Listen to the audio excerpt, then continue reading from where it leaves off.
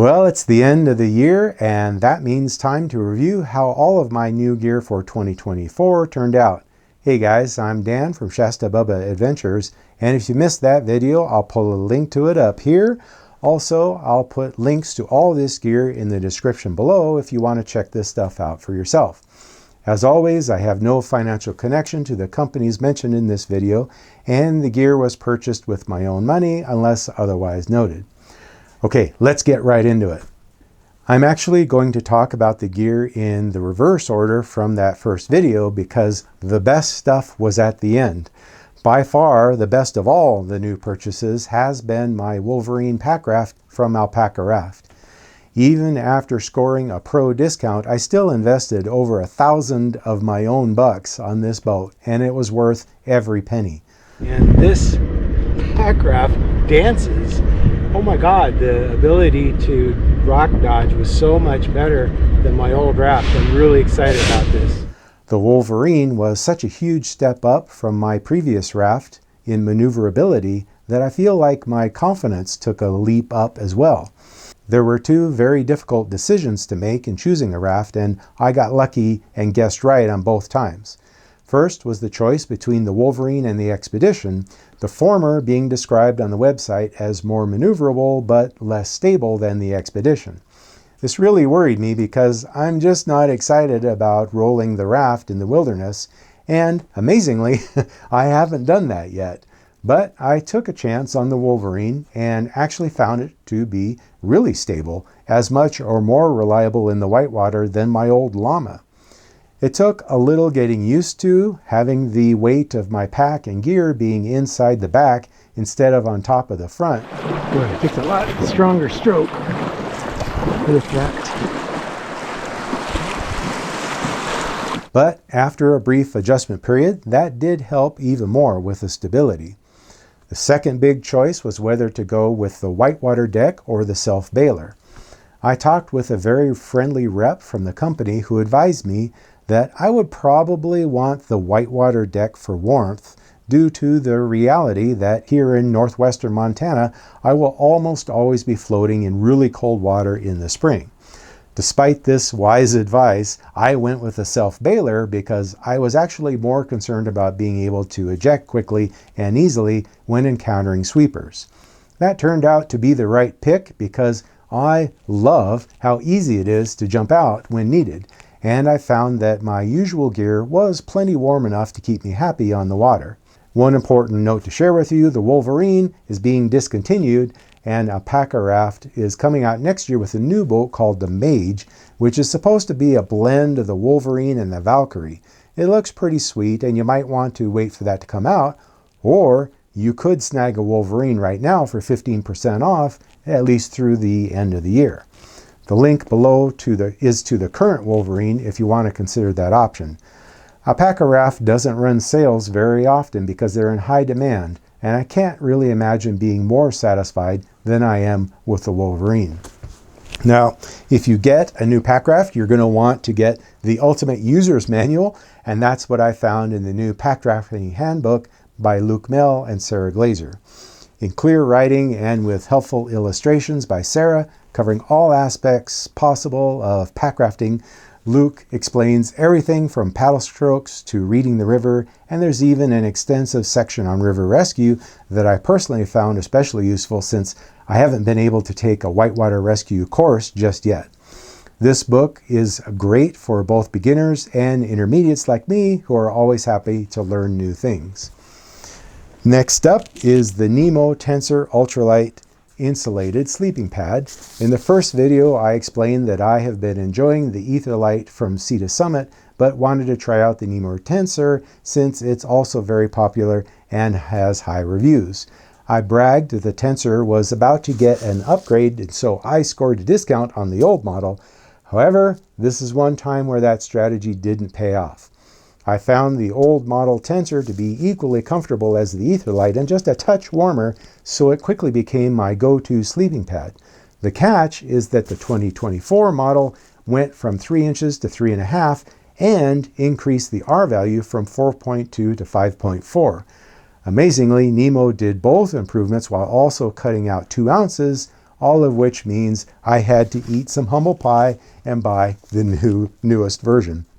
Especially since I'm a remarkably cold sleeper, any bump up in R value is worth it for me. At least I did get a year-end discount, but my stack of sleeping pads is becoming embarrassing. If I had one criticism of both the Tensor and the Etherlite, it's that the ability to make micro adjustments is a little wonky.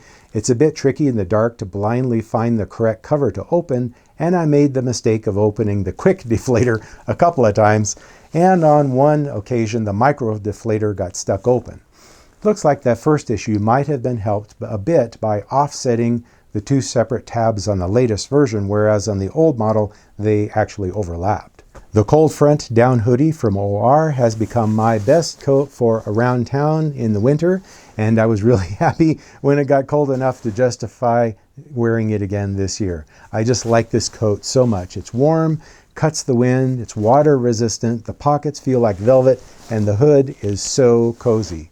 However, the same thing I said before still applies. At 21 ounces, it's not really ultralight. But it would be a good choice if you were on a budget and didn't mind the extra weight. Getting this coat motivated me to weigh all my puffies again, and that reminded me that the flash jacket from Western Mountaineering is less than half the weight of the cold front. It's more than double the price though, but since I own that already, that led me to just take the flash jacket on most of my trips this summer.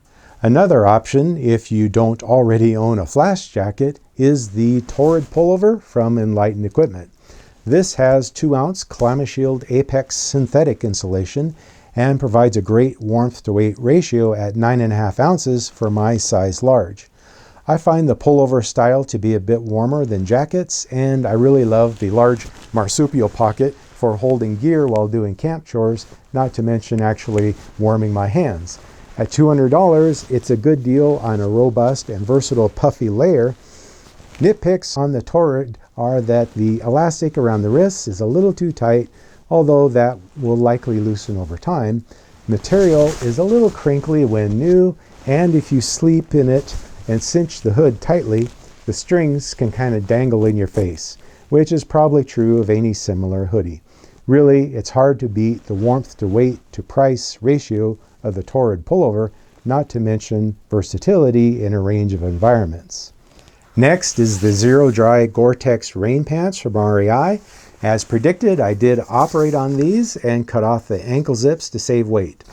The weight with the zips is 10.5 ounces, so not too bad really, but I found it works just fine to cut the bottom of the legs off above the ankle zips, because my hiking pants usually get wet anyways from walking through saturated brush and stream crossings. And the hiking pants are also quick to dry, so it's no big deal to lose the zips, and having done that, the weight is now just 7.5 ounces. I found these pants to be really comfortable hiking in the rain, didn't sweat out nearly as much as my old pants, and although I have a DCF rain skirt that's just 2 ounces, that doesn't seem to breathe at all. And so I have started carrying these pants on all hikes, regardless of the weather prediction. Next, the Aloofed 2.0 travel pillow from Trekology has continued to be my preferred pillow, replacing my old favorite, which was a combination of the down pillow from Goose Feet Gear with a Climate X pillow shoved in the sleeve.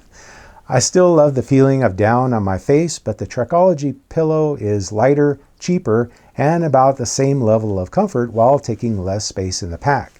It's comfortable because of the cupped shape of the pillow and the softness of the top fabric, as well as the fact that it doesn't have the annoying tendency of air pillows to close off the ear when you lay on it. It's also got a very functional one-way inflation valve, so it's easy to blow up. There were some times when I was packing up for a trip and I thought, I really should take the Goose Feet Gear pillow again, but I just stuck with the Trekology pillow because it works so well. Minor concern is that the strap, which holds it to the sleeping pad, is getting a little stretched out a bit, but it still works fine, so I'll just keep an eye on that. In the category of I never thought I needed that is the Zero Pump from Flextail. The Zero Pump is 1 inch wide and just 3 inches long and weighs in at 2.2 ounces with the rubber nozzle for your sleeping pad. Now, do you really need a pump for your sleeping pad? No, of course not. And I'm embarrassed to admit just how much I enjoyed using this little gadget. Every time I tell myself just use the stuff sack inflator, it works just fine and it can't break down, then I remember that the Zero pump weighs about the same as the stuff sack, and if it breaks down, there's always good old lung power, so it wouldn't be a trip ender. This pump actually worked great all summer, and I don't think I ever charged it even once.